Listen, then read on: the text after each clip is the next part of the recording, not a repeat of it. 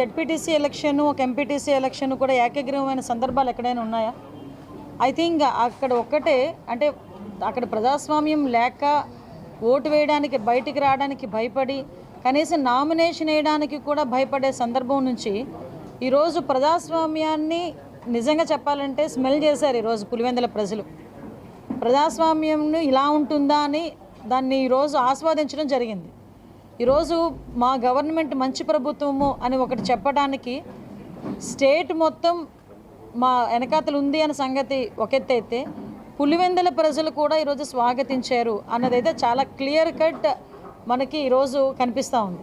దానిలో భాగంగానే ఈరోజు పులివెందుల జెడ్పీటీసీ అదేవిధంగా ఒంటిమిట్ట జెడ్పీటీసీ కూడా తెలుగుదేశం పార్టీ కైవసం చేసుకోవటం, దట్టు పులివెందుల్లో 6,000 పైన ఓట్ల మెజారిటీ, 683 మాత్రమే వైఎస్ఆర్సీపీకి రావటం, 6,000 ఓట్ల పైన మెజారిటీతో ఈరోజు